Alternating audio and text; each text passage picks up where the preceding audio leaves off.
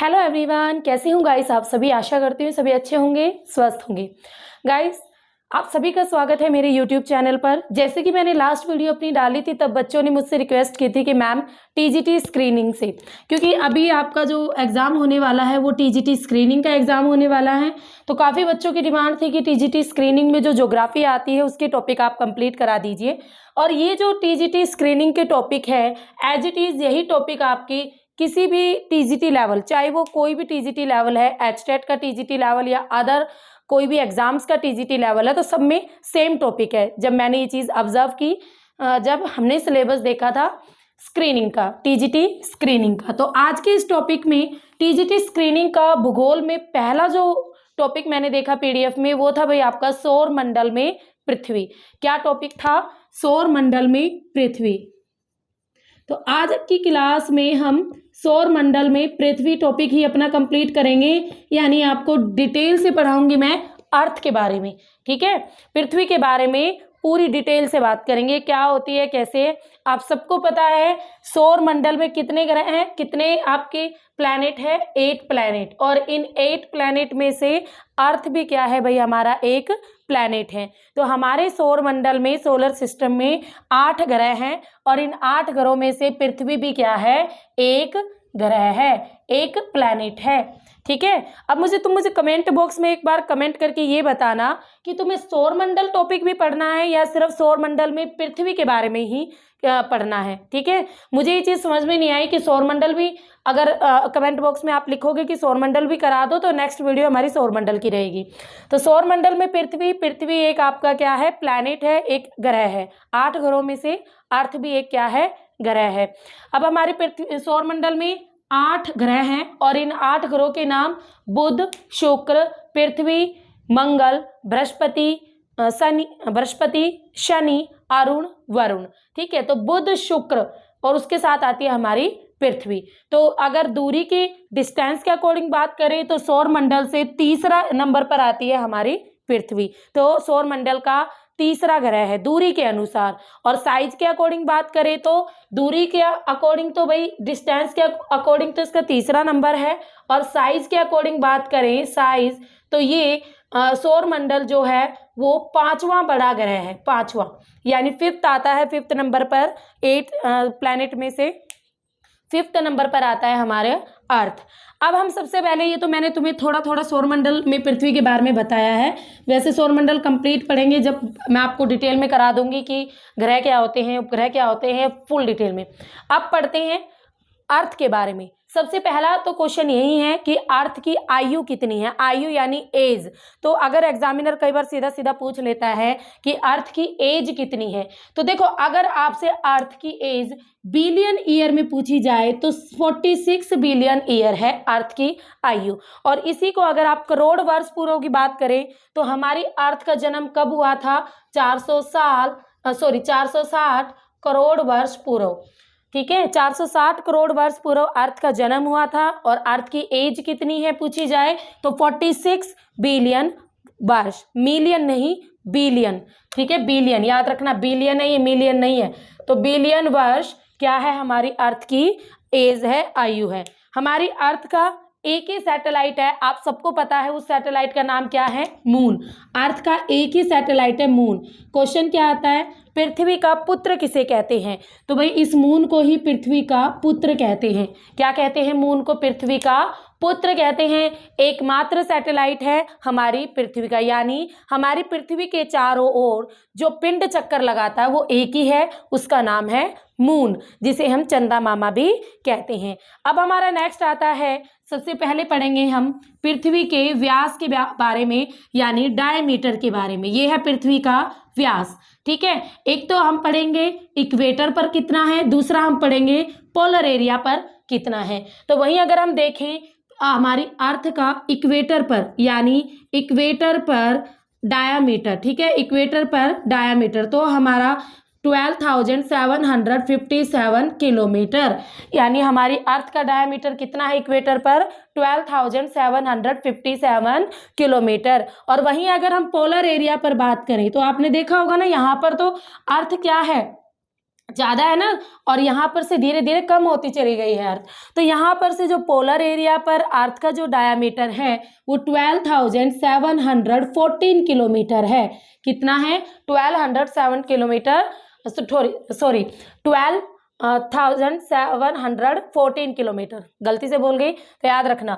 12,757, 12,714 kilometre equator diameter कितना है और पोलर डायमीटर। अब आपसे रेडियस पूछा जाए तो आप सबको पता है डायमीटर का आधा क्या होती है?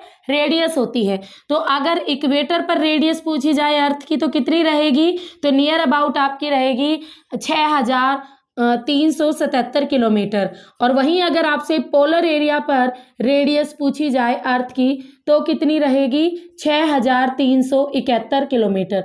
तो ये आपको याद रखना है, अर्थ का डायमीटर कितना है, अर्थ की रेडियस कितनी है, इक्वेटर पर कितनी है, पोलर पर कितनी है। उसके बाद आपको क्या देखना है, जो अर्थ है ये डायमीटर और रेडियस तो कंप्लीट हो गया। अब अर्थ का जो सेंटर पॉइंट है, यानी अर्थ की गहराई में, डेप्थ में अर्थ का जो सेंटर पॉइंट है वो कितने किलोमीटर पर है? तो वो आपका भाई अर्थ का सेंटर पॉइंट 6,371 किलोमीटर की डेप्थ पर है, यानी गहराई पर है। हमारी पृथ्वी का सेंटर पॉइंट 6,371 किलोमीटर की गहराई पर है। तो इतनी इंफॉर्मेशन समझ में आई? आगे बढ़े। अब इसके बाद नेक्स्ट आता है हमारा अर्थ का डेंसिटी। अर्थ की डेंसिटी कितनी है? डेंसिटी, अर्थ की डेंसिटी मीन्स घनत्व कितना है। घनत्व क्या होता है गाइस? सबसे पहले ये थोड़ा सुन लो। घनत्व होता है कि अर्थ, इसे ना यूनिट में मापा जाता है। इसे जिस यूनिट में मेजर किया जाता है उस यूनिट का नाम है ग्राम पर घन सेंटीमीटर, यानी ग्राम पर क्यूब सेंटीमीटर। तो यानी एक ग्राम, अगर हम बात करें एक क्यूब एरिया पर कितने ग्राम भार है या वजन है या दबाव है, तो उसे बोलते हैं घनत्व, डेंसिटी। तो हमारी अर्थ का जो डेंसिटी है वो कितना है? 5.518 ग्राम पर घन सेंटीमीटर। ये अर्थ का क्या है? घनत्व है। और एक क्वेश्चन जो एग्जाम में आया था एचटेट में एक बार, कि ये बताइए कि सौरमंडल के सभी ग्रहों में से किसका घनत्व सबसे अधिक है? तो भाई हमारी पृथ्वी का ही घनत्व सबसे अधिक है। तो ये चीजें आपको याद रख। देखो मैंने 3 रैंक बताई अर्थ की। दूरी के अनुसार तीसरे नंबर पर आता है, साइज के अकॉर्डिंग सौरमंडल में 5th नंबर पर आता है, डेंसिटी के अकॉर्डिंग नंबर 1 पर है हमारी पृथ्वी। इतनी बात समझ में आ गई? अब आगे आते हैं। अब ये जो आपको बिल्कुल सीधा सीधा सर्कल दिख रहा है, हमारी अर्थ कभी भी ये सीधा सर्कल नहीं है। अर्थ क्या है? थोड़ी सी झुकी हुई है। यानी हमारी जो पृथ्वी है इसका अपने अक्ष पर या एक्सिस आप जिसे बोल सकते हो, अपने एक्सिस पर या अपने अक्ष पर थोड़ी सी झुकी हुई है। कितने डिग्री झुकी हुई है वो एग्जाम में पूछा जाता है। तो ये है भाई आपका 23.5 डिग्री एंड हाफ। ठीक है, हाफ। ये आपकी अर्थ अपने अक्ष पर झुकी हुई है, यानी अर्थ थोड़ी सा इसका सर्कल बिल्कुल सीधा ना होके हल्का सा टेढ़ा है। Got it? समझ में आ गया? तो हमारी पृथ्वी अपने अक्ष पर कितने डिग्री झुकी हुई है? 66.5 डिग्री। वहीं अगर हम बात करें हमारी पृथ्वी अपने कक्षा तल पर कितने डिग्री झुकी हुई है, तो कक्षा तल पर झुकी हुई है भाई 66.5 डिग्री। देखो दोनों याद रखना, कक्षा तल यानी ये वाला एंगल, जब यहां से 23.5 डिग्री झुकी हुई है तो देखो आप कोई भी सर्कल है ये बिल्कुल सीधा है 90 डिग्री एंगल पे। कोई सर्कल है आप ऐसे बनाते हो तो देखो यहाँ पे तो जो एंगल बनेगा, यहाँ पे जो एंगल बना वो तो 23.5 का बन गया, बट यहाँ पर जाते जाते ये एंगल बढ़ता चला जाता है। तो अर्थ अपने कक्षा तल पर अक्ष पर कितने डिग्री? 23.5 डिग्री, और कक्षा तल पर 66.5 डिग्री झुकी हुई है, और ये 23.5 डिग्री। आई थिंक आपको दोनों समझ में आ गया है कि अर्थ अपने अक्ष पर कितने डिग्री झुकी हुई है और अपने कक्षा तल पर कितने डिग्री झुकी हुई है। समझ में आ गया ना? आगे बढ़े, इतना तो समझ में आ ही गया होगा।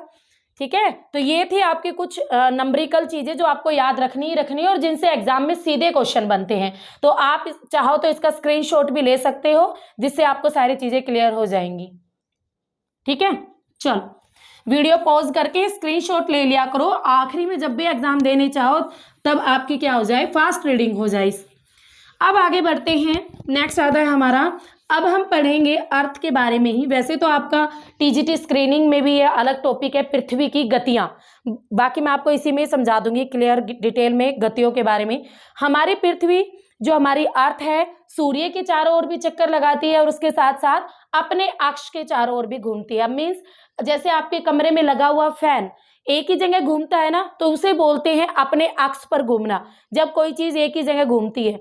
और सेकंड, हमारी जो पृथ्वी है अपने अक्ष पर घूमने के साथ साथ सूर्य के चारों ओर भी चक्कर लगाती है। ठीक है, तो ये चीज जब कोई भी वस्तु अपने अक्ष पर घूमती है तो उसे बोलते हैं रोटेशन। क्या बोलते हैं? रोटेशन। हिंदी में इसे बोलते हैं घूर्णन या परिभ्रमण के नाम से भी इसे जाना जाता है। ठीक है, जब कोई भी चीज अपने अक्ष पर घूमती है, लाइक आपका घर का पंखा, इससे आप ज्यादा क्लियर समझ जाओगे। घर का पंखा आपका एक ही जगह घूमता है तो वो रोटेट करता है। ठीक है, नेक्स्ट, जब कोई भी पिंड सूर्य के चारों ओर चक्कर लगाता है तो उसे रिवोल्यूशन बोलते हैं, यानी परिक्रमण बोलते हैं। क्या बोलते हैं? परिक्रमण। ठीक है, अब आप इनके बारे में डिटेल से पढ़ेंगे। रोटेशन और रिवोल्यूशन तो आपको समझ में आ गया है क्या होता है। अब रोटेशन, सबसे पहले हमारी पृथ्वी अपने अक्ष के चारों ओर घूमने में कितना समय लेती है। बहुत बार, हद से ज्यादा बार एग्जाम में बार बार क्वेश्चन आता है। देखो, अब वो दिन गए जब सीधा आंसर मिलता था आपको 24 घंटे। अब तो ये नहीं होता ना, 24 घंटे तो अब देखने को मिलता नहीं। अब तो फुल डिटेल में लिखा हुआ मिलेगा 23 घंटे 56 मिनट 40 सेकंड 4 नैरो सेकंड, यानी डिटेल टाइम आप लिख लेना। 23 घंटे लगते हैं भाई, 56 मिनट लगते हैं, 40 सेकंड लगते हैं और 4 नैरो सेकंड लगते हैं। ये है अर्थ का अपने अक्ष पर एक बार घूमने में लगने वाला समय। फुल डिटेल से आपको याद होना चाहिए। 23 घंटे 56 मिनट 40 सेकंड 4 नैरो सेकंड।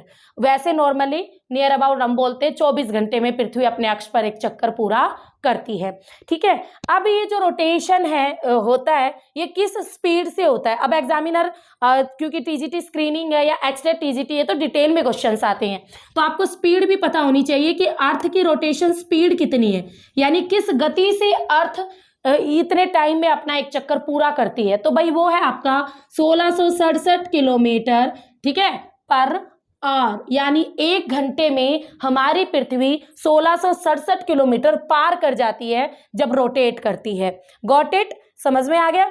अब रिवॉल्यूशन, परिक्रमण। परिक्रमण में कितना समय लगता है? परिक्रमण यानी सूर्य के चारों ओर एक चक्कर, और आप सबको पता है जब पृथ्वी सूर्य के चारों ओर एक चक्कर कंप्लीट कर लेती है तो 1 साल हो जाता है भाई, हो जाता है ना 1 साल।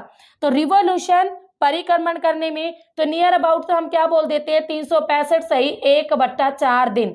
अगर ऑप्शन में ये मिल जाए तो बल्ले बल्ले है, हमें दिमाग ही नहीं मारना पड़ेगा। बट फुल डिटेल में मिल गया तो वो तो आपको बिल्कुल लर्न रखना पड़ेगा टिप्स में। तो दिन कितने रहेंगे? दिन तो यही रहेंगे 365 दिन। ये 1/4 है, इसको आपको सोल्व करना है। ठीक है, तो 365 दिन 5 घंटे 48 मिनट।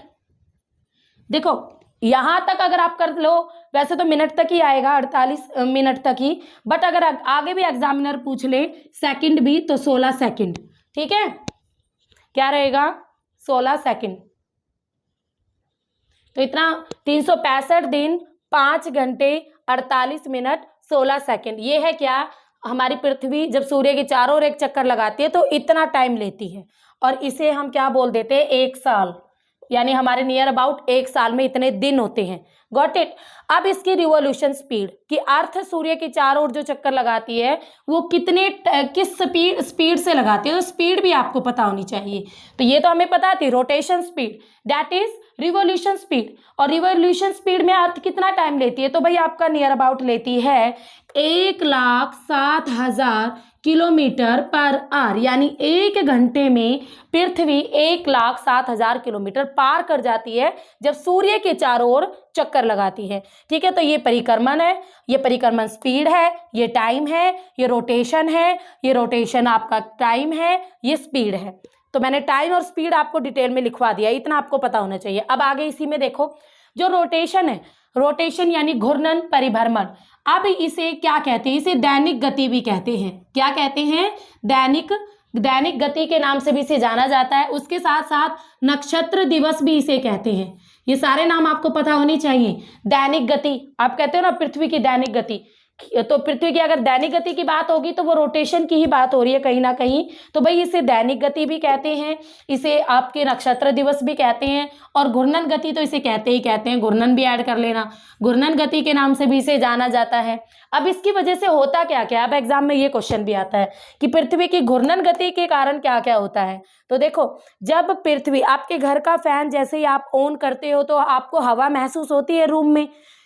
फैन ऑन नहीं किया था जब तक कोई हवा नहीं लग रही थी, जैसे ही फैन ऑन किया हवा लगनी शुरू हो जाती है ना। तो जैसे ही आपका रोटेट करती है पृथ्वी, रोटेशन में चलती है पृथ्वी, रोटेट करती है, तो हमारी पृथ्वी पर क्या चलती है रोटेशन की वजह से, हवाएं। जैसे पंखा चलता है हवा चलती है, तो हमारी अर्थ पर हवाएं किसकी वजह से चलती है, रोटेशन की वजह से। अब ये हवाएं जैसे ही समुद्र के पानी में एंट्री होती है इनकी, तो मूवमेंट लाती है। तो पानी में मूवमेंट कौन लाती है, हवाएं। तो यानी महासागरीय धाराएं किसकी वजह से चलती है, रोटेशन की वजह से। महासागरीय धाराएं किसकी वजह से चलती है, रोटेशन की वजह से। अगर आपकी हवा नहीं चलेगी, पृथ्वी रोटेट नहीं करेगी तो हवा नहीं चलेगी, हवा नहीं चलेगी तो महासागरीय धाराएं नहीं चलेंगी। तो ये दोनों किसकी वजह से होते हैं भाई, आपके रोटेशन की वजह से, अर्थ के रोटेशन की वजह से। और उसके साथ साथ एक सिंपल सा पॉइंट, वो तो सबको पता है भाई, आपकी घूर्णन गति के कारण ही दिन और रात बनते हैं। क्योंकि अर्थ 12 घंटे सूर्य के सामने होती है तो वहां दिन होता है, और बाकी के 12 घंटे सूर्य के जिस एरिया में दिन होता है बैक साइड में रात होती है 12 घंटे। ठीक है, तो दिन रात बनते हैं, महासागरीय धाराएं चलती हैं, हवाएं चलती हैं घूर्णन गति के कारण। अब इसके डायरेक्शन और लिख लो कि पृथ्वी जब रिवॉल्यूशन करती है तो पृथ्वी की वो क्या होती है, मतलब हाँ सॉरी, अर्थ जब घूर्णन करती है तो अर्थ की डायरेक्शन क्या होती है। तो भाई अर्थ जब घूर्णन करती है तो वेस्ट टू ईस्ट करती है। ठीक है, इसीलिए हमारे यहाँ सूर्य उदय ईस्ट से होता है और अस्त किस में होता है, वेस्ट में होता है। आप मुझे कमेंट बॉक्स में बताओगे ऐसे कौन से 2 प्लैनेट हैं, ऐसे सौर मंडल में, सोलर सिस्टम में कौन से 2 प्लैनेट हैं जहां पर सूर्य उदय तो वेस्ट में होता है और सूर्य अस्त ईस्ट में होता है, यानी उल्टा होता है। कमेंट बॉक्स में बताओगे आप मुझे। इतना समझ में आ गया, रोटेशन की वजह से सीधा एग्जाम में क्वेश्चन आएगा, या ये एग्जाम में आ सकता है कि पृथ्वी की घूर्णन गति के कारण क्या क्या घटनाएं घटित होती हैं। तो ऑप्शन में हो सकता है हवाएं चलती है, महासागरीय धाराओं में मूवमेंट होती है, पानी में मूवमेंट होती है, दिन रात बनते हैं, और चौथा ऑप्शन आपसे उपरोक्त सभी भी दे सकता है या कोई और भी डाल सकता है। ठीक है, तो एग्जामिनर ऐसे ही क्वेश्चन पूछता है। रिवॉल्यूशन यानी परिक्रमण स्पीड, अब इसकी वजह से इसे क्या क्या बोलते हैं, क्या क्या होता है वो देखते हैं। तो परिक्रमण गति के कारण क्या क्या होता है, तो सबसे पहले तो इसे क्या क्या बोलते हैं, तो देखो साल बनते हैं तो इसे वार्षिक गति भी कहते हैं। क्या कहते हैं, वार्षिक गति। उसके अलावा इसे सौर्यिक गति के नाम से भी जाना जाता है। तो वार्षिक गति और सौर्यिक गति के, सूर्य के चारों ओर है तो सौर्यिक गति के नाम से परिक्रमण गति को ही जाना जाता है पृथ्वी की। अब होता क्या क्या इसकी वजह से, एक तो होता है भाई आपकी सीजन्स बनते हैं, यानी ऋतुओं में परिवर्तन होता है, यानी गर्मी सर्दी जो आपकी घटित होती है ना, सारी परिक्रमण गति के कारण ही होता है। ठीक है, पर ऋतुओं में जो बदलाव होता है, सर्दी आ रही है गर्मी आ रही है, तो ये सारा किस वजह से होता है, परिक्रमण गति के कारण ही होता है। ये चीज भी मैं तुम्हें डिटेल में समझाऊंगी आगे। ठीक है, उसके अलावा आपके दिन और रात की लंबाई, और दिन और रात की जो लंबाई घटती बढ़ती है, लंबाई घटती बढ़ती है, वो भी परिक्रमण गति के कारण होता है। ठीक है, आपने देखा होगा ना, सर्दियों में हमारे दिन छोटे छोटे होते हैं, अब इस टाइम पे हमारे दिन बड़े बड़े होते हैं, तो ये भी पृथ्वी की परिक्रमण गति के कारण ही होता है। ठीक है, और उसके साथ साथ आपका लीप वर्ष बनता है, ये 1/4 वाला पार्ट है। उसके अलावा आपका इसी वजह से लीप वर्ष भी बनता है, किसकी वजह से, परिक्रमण गति के कारण, क्योंकि ये 1/4 वाला पार्ट है। देखो 5 ही घंटे तो हुए, बाकी का जो टाइम है वो 3 साल तक ऐड होते होते चौथे साल हमारी फरवरी 29 की हो जाती है। ठीक है, तो ये है आपका परिक्रमण और आपका घूर्णन गति। ठीक है, मुझे नहीं लगता आपको कोई भी चीज रह गई है। एक चीज रह गई है, जब पृथ्वी परिक्रमण करती है सूर्य के चारों ओर, मान लो ये है आपका सन भाई और ये है हमारी अर्थ। ठीक है, जब हमारी अर्थ सूर्य के चारों ओर परिक्रमण करती है तो वो इस शेप में करती है, और इस शेप को क्या बोलेंगे, दीर्घवृत्ताकार, क्या बोलेंगे? दीर्घ वृत्ताकार यानी लंबा वृत्त बनाती है। पृथ्वी क्या बनाती है? सूर्य के चारों ओर घूमते हुए लंबा वृत्त बनाती है, तो इसे क्या बोला जाता है? दीर्घ वृत्ताकार के नाम से जाना जाता है। ठीक है, तो रिवॉल्यूशन जब करती है अर्थ सूर्य के चारों ओर तो दीर्घ वृत्ताकार पथ पर चक्कर लगाती है। ये भी एग्जाम में क्वेश्चन पूछा गया था। तो अब आपका ये परिक्रमण और घूर्णन गति से रिलेटेड आपका जो कंसेप्ट है यानी पृथ्वी की गतियां वाला जो टॉपिक है यहाँ पे कंप्लीट हो गया आपका टीजीटी वालों। ठीक है, तो और मैं एक चीज बता दूं, अगर पीजीटी स्टूडेंट ये समझ रहे हो या नेट वाले के हमारे काम का नहीं है, तो ये एक ऐसा टॉपिक है जो हर एक एग्जाम में आता है। ठीक है, चाहे पीजीटी हो, नेट हो, टीजीटी का कोई भी एग्जाम हो या टीजीटी स्क्रीनिंग में भी ये टॉपिक तो है ही है। भाई अगर न्यू हो मेरे चैनल पर तो प्लीज सब्सक्राइब कर दिया करो, क्योंकि आप लोग जब सब्सक्राइब नहीं करते ना तो मेरा भी पढ़ाने का मन नहीं करता। ठीक है, तो प्लीज प्लीज आपकी हेल्प की बहुत जरूरत है। आप इस वक्त जितना सब्सक्राइब करोगे मेरा चैनल थोड़ा बहुत ग्रो करेगा। ओके, और वीडियो को शेयर जरूर किया करो ताकि मैक्सिमम लोग हमारे साथ जुड़ सके। तो इतनी बात है आपको समझ में आ गई। अब इसमें आगे बढ़ते हैं। ये हो गया हमारी पृथ्वी की गतियां। अगर स्क्रीनशॉट लेना है तो आप ले सकते हो। अब इसके बाद आगे हम पढ़ेंगे अर्थ की शेप। पृथ्वी की शेप के बारे में हम डिटेल में पढ़ेंगे। जो पृथ्वी की शेप है वो कितनी है, कैसे है, क्यों है। ठीक है, हाँ जी, अर्थ की शेप यानी आकार जिसे हम कहते हैं। पृथ्वी की शेप कैसी है? हमारी पृथ्वी की शेप कैसी है, सीधा एक एग्जाम में क्वेश्चन आता है तो ऑप्शन में आपको मिलेगा जियोड, और इस जियोड को ही ऐसे लिख देता है एग्जामिनर, तो इंग्लिश वाला याद कर लेना जियोड। ठीक है, वैसे हिंदी में इस शेप का नाम है भू आब। भू आब। ठीक है, हमारी पृथ्वी की शेप कैसी है? जियोड है, भू आब है। यानी हमारी पृथ्वी क्या है भाई? थोड़ी सी पोलर एरिया की तरफ, मान लो ये हमारी पृथ्वी है तो पोलर एरिया की तरफ थोड़ी सी अंदर की ओर झुकी हुई है। ठीक है, पोलर एरिया की तरफ, ये आपका नॉर्थ पोल, ये साउथ पोल, दोनों पोलर एरियाज की तरफ अंदर की ओर अर्थ क्या हुई है? झुकी हुई है, और इस शेप को बोलते हैं जियोड शेप यानी भू आब। अब अलग अलग साइंटिस्ट थे, जियोग्राफर थे, जिन्होंने अर्थ की शेप के बारे में बात की और पृथ्वी की डिफरेंट शेप को बताया। तो सबसे पहले जो इंपॉर्टेंट नाम आता है वो आता है जेम्स जिन का। एक जेम्स जिन का एग्जाम में पूछा जाता है, एक पाइथागोरस का पूछा जाता है। ये दोनों तो बहुत बार एग्जाम में रिपीट हुए हैं पृथ्वी की शेप से रिलेटेड। तो जेम्स जिन कहता है जो हमारी पृथ्वी की आकृति है, शेप है, वो नाशपाती की तरह है। किस तरीके, किसकी तरह है? नाशपाती की तरह है। ठीक है, जैसे आपकी नाशपाती होती है। पाइथागोरस कहता है कि हमारी पृथ्वी गेंद की तरह गोल है। ठीक है, तो इन दोनों की शेप एग्जाम में आ चुकी है, तो दोनों की आपको पता होनी चाहिए हमारी पृथ्वी की एक्चुअल शेप कैसी है, जेम्स जिन के अकॉर्डिंग कैसी है, पाइथागोरस के अकॉर्डिंग कैसी है।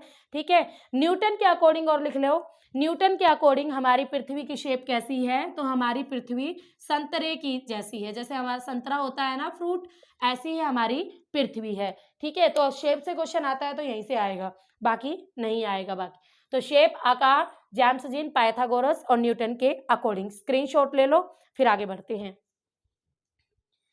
कैसा ग्रह है हमारी पृथ्वी? कलर में कैसा ग्रह है अर्थ? तो हमारी पृथ्वी की अगर कलर की बात करें तो नीला ग्रह है, याद रखना। पानी ज्यादा है ना हमारी पृथ्वी में।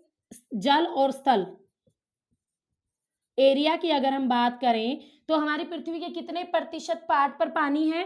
तो 71%, यानी 70.29% पार्ट पर क्या है भाई? आपका वाटर है। और वहीं अगर हम बात करें अर्थ के कितने पार्ट पर स्थल एरिया है, लैंड एरिया है, तो 29% वाले पार्ट पर, तो 20.78 समथिंग आपका आएगा, बिल्कुल एग्जैक्ट। तो जल और स्थल, कितने पार्ट पर जल है, कितने पार्ट पर स्थल है, यानी लैंड एरिया है हमारी अर्थ के। इतनी बातें समझ में आ गई। अब इसके बाद यहीं पर देख लेते हैं हमारी पृथ्वी का एक तो हाईएस्ट पिक आई थिंक आप सबको पता है। ठीक है, क्या कौन सा है? Mount Everest. हमारी पृथ्वी का सबसे हाईएस्ट पीक है माउंट एवरेस्ट, जिसकी हाइट है 8,848 मीटर, या फिर आपको एग्जामिनर 8,850 मीटर दे, बोथ आर राइट।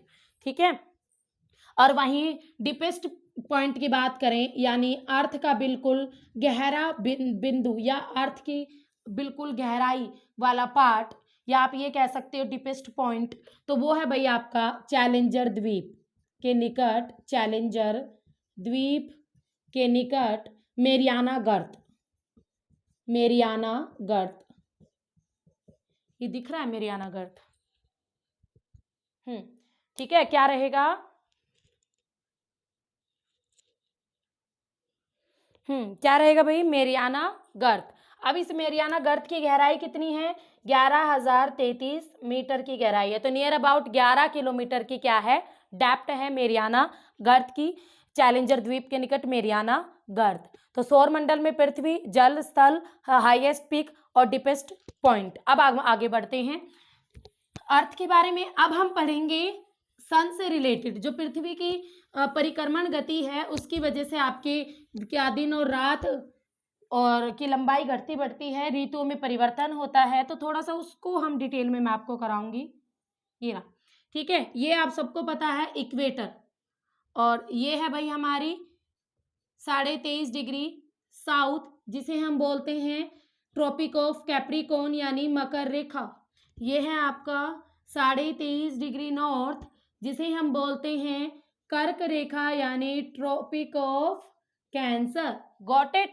और ये तो आप सबको पता ही है इक्वेटर, भूमध्य रेखा। सॉरी। तो सबसे पहले सन के बारे में देखते हैं।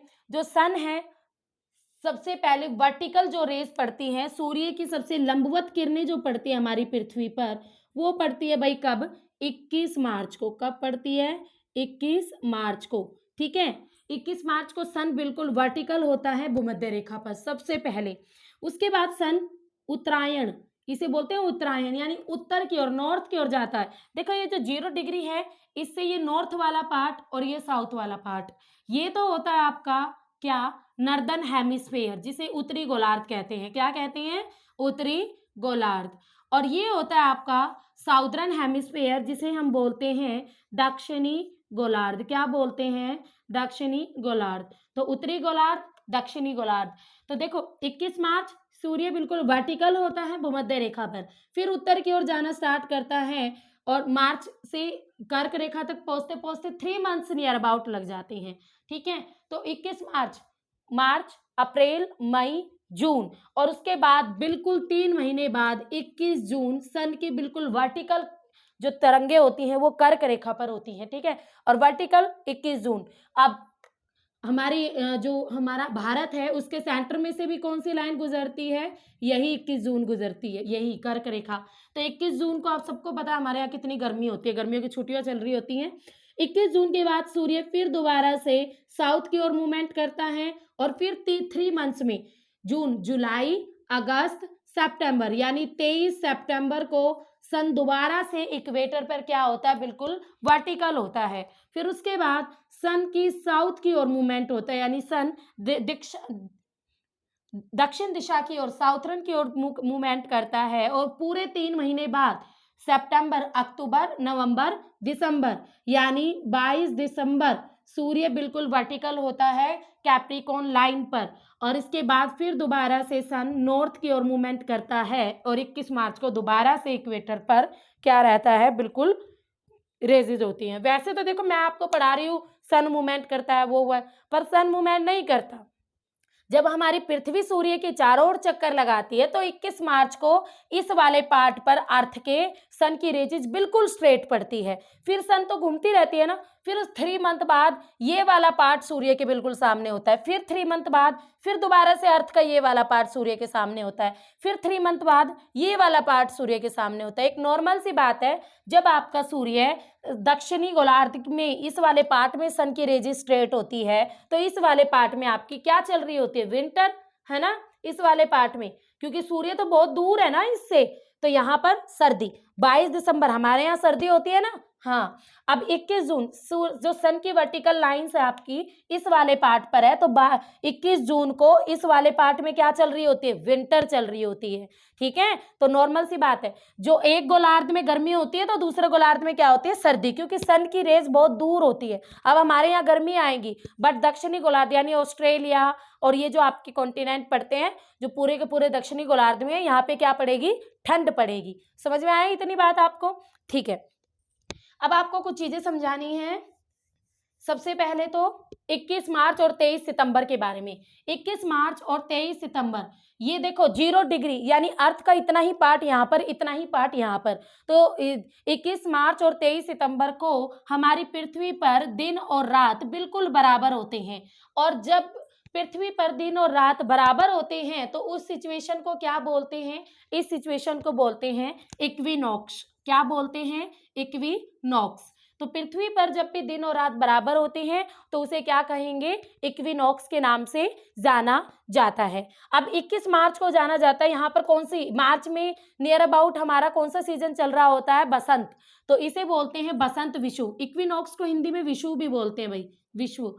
ठीक है, तो 21 मार्च को बसंत विषु के नाम से जाना जाता है, बसंत विषु के नाम से जाना जाता है। और वही अगर हम सितंबर की बात करें तो सर्दियां नजदीक आ रही होती है तो इसे शरद विषु के नाम से जाना जाता है। किस नाम से? शरद विषु के नाम से जाना जाता है। ठीक है, और 21 जून को हमारे यहाँ क्या होती है? भारत में गर्मी। तो 21 जून को ग्रीष्म विषु के नाम से, नहीं, ग्रीष्म अयनात के नाम से जाना जाता है। ये अयनांत भी समझाऊंगी क्या होता है। और 22 दिसंबर को मकर अयनांत के नाम से जाना जाता है।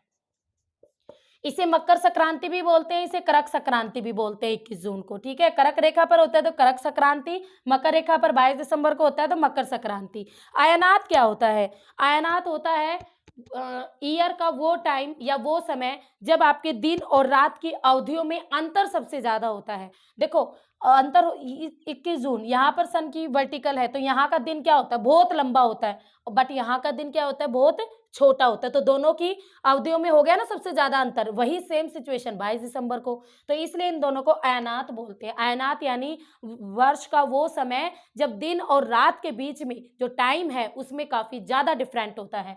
वैसे तो इन दोनों में तो बराबर ही होते हैं दिन और रात, और अयनात यानी डिफरेंट ज्यादा होता है। तो 22 दिसंबर और 21 जून। अब देखो, जिस गोलार्ध में सूर्य की किरणें बिल्कुल सीधी पड़ेगी वो उस गोलार्ध का सबसे बड़ा दिन होगा, और वो दिन दूसरे गोलार्ध का सबसे छोटा दिन होगा। देखो उत्तरी गोलार्ध 21 जून, सन की बिल्कुल वर्टिकल रेज पड़ती है तो 21 जून क्या है? सबसे बड़ा दिन होता है उत्तरी गोलार्ध का। ठीक है, और वही छोटा दिन कहीं दक्षिणी गोलार्ध का सबसे छोटा दिन कौन सा होगा? 21 जून। 21 जून दक्षिणी गोलार्ध का सबसे छोटा दिन होता है। ठीक है, और वहीं अगर हम बात करें दक्षिणी गोलार्ध का सबसे बड़ा दिन, तो 22 दिसंबर को यहाँ सब सूर्य की किरणें वर्टिकल पड़ती है तो 22 दिसंबर दक्षिणी गोलार्ध का सबसे बड़ा दिन होता है, सबसे बड़ा दिन। और दक्षिणी गोलार्ध का छोटा दिन 21 जून। उत्तरी गोलार्ध का सबसे छोटा दिन कौन सा होता है? 22 दिसंबर। ठीक है, एक गोलार्ध का बड़ा दिन दूसरे गोलार्ध का क्या होता है? सबसे छोटा दिन होता है। तो बड़ा दिन छोटा दिन, इससे भी आपका अगर क्वेश्चन आता है तो यहीं से कवर हो जाएगा। कैसी लग रही है भाई आपको क्लास? मुझे कमेंट बॉक्स में जरूर लिख के बताओगे। एक चीज और, अगर आप टीजीटी अभी तो काफी दिन पड़े हुए हैं और टीजीटी की बढ़िया तैयारी करना चाहते हो तो नोट्स भी अवेलेबल है।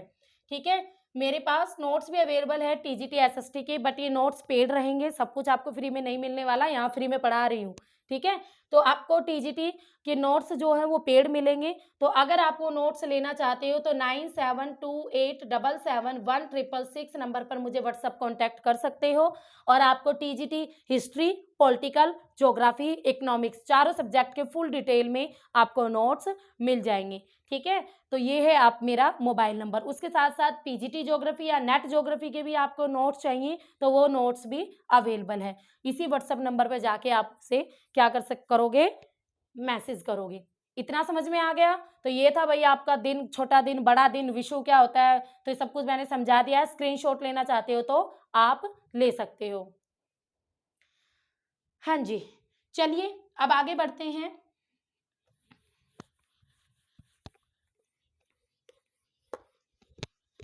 अब इसके बाद एक चीज और बता दूं मैं आपको, एक थे इरेटा सतनीस। इरेटा सतनीस महोदय, इन्होंने ज्योग्राफी वर्ड का सबसे पहले यूज किया था। ज्योग्राफी वर्ड का यूज करने वाले सबसे पहले कौन थे? इरेटा सतनीस महोदय थे। ठीक है, 140 ईसा पूर्व में। और इसीलिए इरेटा सतनीस को क्या कहते हैं? फादर ऑफ ज्योग्राफी के नाम से भी जाना जाता है। ये क्वेश्चन भी बहुत बार आ जाता है, फादर ऑफ ज्योग्राफी के नाम से भी इरेटासथनीज को जाना जाता है। अब जो ये इरेटासथनीज थे, इन्होंने एक काम और किया था जो मैंने आपको पढ़ाया कि पृथ्वी अपने अक्ष पर 23.5 डिग्री के एंगल पर झुकी हुई है। इस चीज को बताने वाले भी सबसे पहले कौन थे भाई? इरेटासथनीज ही थे। और दूसरी बात, इरेटासथनीज ने एक चीज और बताई थी। क्या बताई थी? इन्होंने पृथ्वी की परिधि की गणना भी सबसे पहले की थी। हमारी पृथ्वी की जो परिधि है वो कितनी है? पृथ्वी की अर्थ की परिधि की गणना करने वाले भी सबसे पहले इरेटासथनीज ही थे। और पृथ्वी की जो इन्होंने गणना की थी परिधि की, तो सबसे पहले उन्होंने बताई थी। अब मैं आपको बताऊंगी सीधा कि इन्होंने 40,000 के लगभग बताई थी, 40,000 मील के लगभग है। ठीक है, हम पढ़ेंगे पृथ्वी की भूमध्य रेखीय परिधि कितनी है और आपकी ध्रुवीय परिधि कितनी है। ये दो चीजें रह गई थी, भूमध्य रेखीय परिधि कितनी है पृथ्वी की, और उसके साथ साथ पृथ्वी की भाई ध्रुवीय परिधि कितनी है। दोनों चीज आपको पता होनी चाहिए। तो पृथ्वी की भूमध्य रेखीय परिधि की बात करें तो 40,077 किलोमीटर है। तो देखो उसने 40,000 मील के लगभग बताई थी, तो नियर अबाउट है 40,077 किलोमीटर भूमध्य रेखीय परिधि है पृथ्वी की। ठीक है, और वहीं अगर हम बात करें पृथ्वी की ध्रुवीय परिधि की तो वो है 40,000 किलोमीटर। तो पृथ्वी की परिधि की गणना करने वाले सबसे पहले इरेटासथनीज थे। और पृथ्वी की परिधि जो परिधि एक्चुअल में कितनी है वो भी मैंने आपको बता दी है। इतना समझ में आ गया। अब आप सबको पता है हमारा जो भारत है, इंडिया है, उसका एरिया कितना है?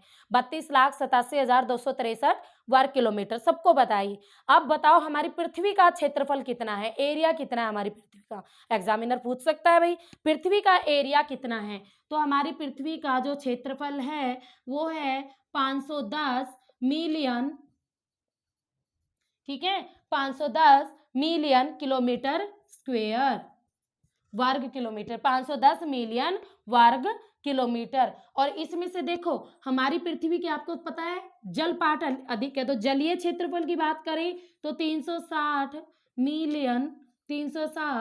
Million kilometre square. और वहीं अगर हम स्थलीय क्षेत्रफल की बात करें पृथ्वी का तो कुछ नहीं करना, माइनस कर दो ना, माइनस कर दो 0, और 11 में से 6 गए 5, और भाई 4 में से 3 गया 1, यानी आपका क्या बचेगा? सॉरी यहाँ पे 1 आएगा, 361 कर लेना ये। फिर आपका 10 में से 1 गया 9, और यहाँ पे 4 रह जाएगा। ठीक है, तो स्थलीय क्षेत्रफल रहेगा 149 वर्ग किलोमीटर। तो पृथ्वी का क्षेत्रफल 510 मिलियन वर्ग किलोमीटर, और पृथ्वी का जलीय क्षेत्रफल 361 मिलियन वर्ग किलोमीटर, और पृथ्वी का स्थलीय क्षेत्रफल रहेगा 149 मिलियन वर्ग किलोमीटर। तो ये था पृथ्वी का एरिया जो आपको पता होना चाहिए, एग्जामिनर पूछ सकता है। हमारी पृथ्वी का भार कितना है, वजन कितना है पृथ्वी के अंदर? तो 6600 खरब टन, 6600 खरब टन हमारी पृथ्वी का भार कितना है आपका? 6600 खरब टन। मैंने बताया पढ़ाया आपको दैनिक गति यानी रोटेशन गति। तो बताइए मुझे रोटेशन गति सबसे मैक्सिमम कहाँ पर होती है, सबसे मिनिमम कहाँ पर होती है? तो पृथ्वी की जो रोटेशन गति होती है, पृथ्वी की जो दैनिक गति होती है वो आपके इक्वेटर पर सर्वाधिक होती है और आपके ध्रुवीय एरिया पर शून्य होती है। पृथ्वी की दैनिक गति इक्वेटर एरिया पर सबसे अधिक होती है और वही आपके ध्रुवीय एरिया पर बिल्कुल 0 होती है। तो ये था हमारा अबाउट अर्थ, सौरमंडल में पृथ्वी। मैंने नियर अबाउट सब कुछ पढ़ा दिया है, बाकी छोटी छोटी चीजें कोई रह गई होगी तो वो वीडियो क्लासेस में होती रहेगी। तो सबसे पहले तो आप मुझे बताओगे आपको वीडियो कैसी लगी, कमेंट बॉक्स में लिखोगे, और प्लीज सब अपने स्टेटस पे इस वीडियो का लिंक लगाएंगे, शेयर करेंगे मैक्सिमम अपने स्टडी ग्रुप्स में, ताकि मैक्सिमम बच्चे यहाँ तक पहुँच सके, वीडियो देखें। बहुत मेहनत लगती है एक वीडियो बनाने में, और जब उतना रिस्पॉन्स नहीं मिलता तो वीडियो बनाने का मन नहीं करता। ठीक है, तो मैक्सिमम लाइक शेयर किया करो, और जो न्यू हो चैनल पर सब्सक्राइब कर लेना। नोट्स जिसे लेनी हो तो व्हाट्सअप नंबर पर कॉन्टैक्ट कर सकते हैं, और उसके साथ साथ अगर आप मुझसे ज्योग्राफी पढ़ना चाहते हो तो हम टीजीटी में जो टीजीटी में ज्योग्राफी के जो टॉपिक है, अभी तो इतना टाइम है कि मैं आपको पूरी तरीके से कंप्लीट करा पाऊँ। ठीक है, तो अगर आप मुझ पे ऑनलाइन पढ़ना चाहते हो, ठीक है, ऑनलाइन इस तरीके की क्लासेस चाहते हो या लाइव पढ़ना चाहते हो, तो मैक्सिमम स्टूडेंट व्हाट्सएप पर मुझसे बात करना, फिर हम देखते हैं अगर ज़्यादा स्टूडेंट हो गए 10 15 20 हो गए तो मैं आपको ज्योग्राफी कंप्लीट करा दूंगी, ठीक है। बट वो थोड़ा पेड रहेगा, इतना ज़्यादा चार्ज नहीं रखेंगे, नॉर्मल सा चार्ज रखेंगे कि सारे स्टूडेंट पे कर दे और मुझे भी ये ना लगे कि मैं फ्री में ही, मतलब थोड़ा बहुत तो मेरा भी होना चाहिए ना फ़ायदा, ठीक है। तो वो हम नॉर्मल से ही पेमेंट रखेंगे। बट अगर ज़्यादा स्टूडेंट जुड़ते हैं तो ही मैं आपको 1 बाय 1 टॉपिक फुल डिटेल में कराऊंगी, ताकि आपका ज्योग्राफी से एक सिंगल नंबर भी नहीं कटेगा। ओके, तो फिर मिलेंगे, तब तक के लिए have a nice day. Okay, bye bye, see you.